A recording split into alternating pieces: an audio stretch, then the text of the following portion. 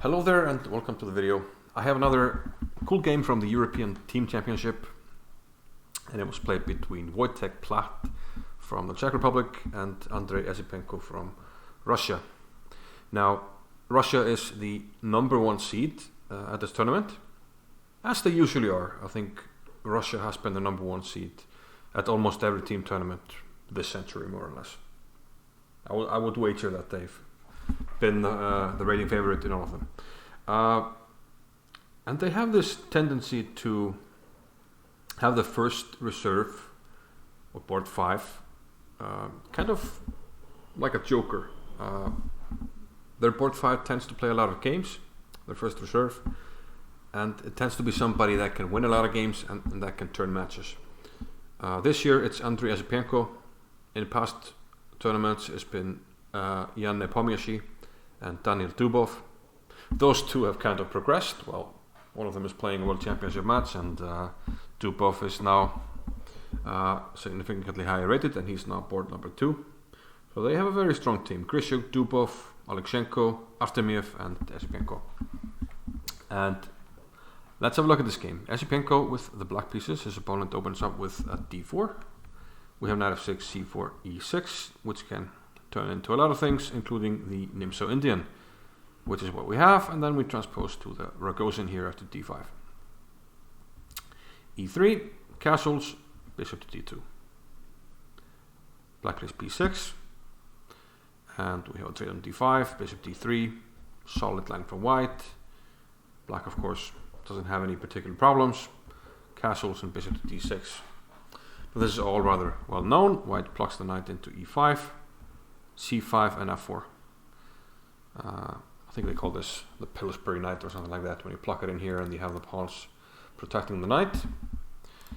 But black has completed his development. Knight to c6, white plays bishop to e1, and one would think the idea would be to swing the bishop over here.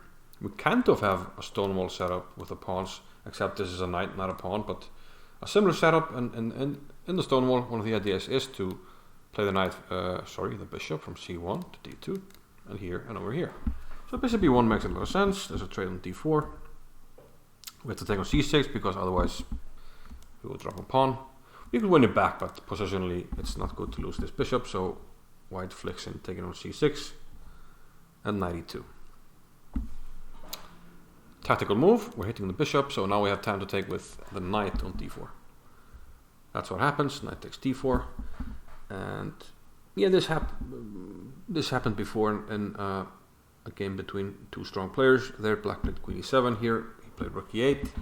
And I think this is where we had the first new move of the game, the novelty, bishop d2. A previous game saw bishop h4, which actually makes more sense, given that white has just maneuvered the bishop here. But in the game, white Plat, he played bishop to d2. And now bishop to c5 by Esipenko. Plucks the knight into e4. Of course, white is leaving a strategic hole here on e4, and black tries to take advantage of that. And after b4, he takes on d4. And he's happy to do this trade because we have a lot of pawns now on dark squares, and this bishop isn't particularly useful. So perhaps bishop h4 was a better choice earlier in the game, because this bishop becomes a pretty bad piece, and black is now dominating on the light squares. He's got a nice knight here, and you can't really take because you would just give a monster bishop here. Meanwhile, getting this bishop to this square at the moment seems next to impossible. And additionally, a black bishop on e4 is aided by the fact that we have a pawn on f4. If white ever got a bishop here, we can simply play f6 and block it. So difference in the strength of, potential strength of the bishops. Bishop comes back to f1, b5, further cementing a pawn here on a dark square. This is a nice positional game by Esipenko. Knight d6 now, giving the knight options. We can block it in here, we can go back here, we can put the bishop here and reroute the pieces like it does in the game. After rook c5, he plays bishop to e4, monster square for the bishop, protects the pawn which was attacked. And after a4, first we protect the pawn on b5, it was attacked.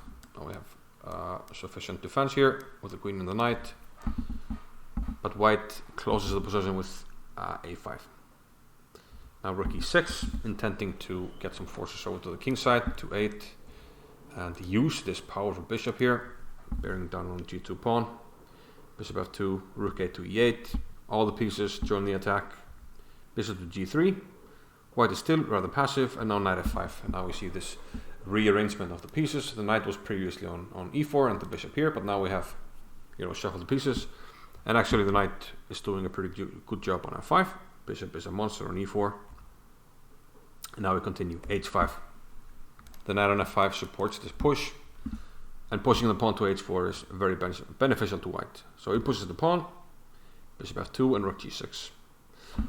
Now on the previous move and here, white could have tried rook c7, but probably to no avail, because you can't allow this trade here. Black will simply take, then he will penetrate with the rook, bring the other rook, and this will be very hard for white to defend. He played rook to c3, trying to plug up some holes here on the third rank. But after queen e6, bringing more pieces over to the king side, queen e2, queen d6 again, trying to tickle this pawn on f4. White defends it. Now he brings the rook over, g3, and already a difficult position, but this opens up too much diagonals and lines against the white king. Not only this bishop's diagonal, but also the h-file, as we'll see after hg, queen to e7. This queen wants to come to h4, utilize the pin here. White played bishop h3, queen h4 anyway. And now it's very difficult because, well, we don't even have time to take this and trade because of the mate on h1. So white tried king h2. But Esipenko had a very nice finish. Can you find it? How did Esipenko with black finish this game? I bet he found it. And notice in all of this how safe the black king is. Any check would just go here. Very, very, very, very good game. The winning move, which I bet you found, very nice. Queen takes h3. We can't go here because of the mate. And taking the queen is not much better because rook h6 and rook e to g6. Checkmate, Czechoslovakia. And Wojtek Platt allowed him to deliver the mate and finish a very nice positional game. So looking good for Russia to have their joker in good form, and it will be fun to see what happens in this tournament. These team tournaments are always fun to follow, and well, I'll be following and hope able to see you around. Bye bye.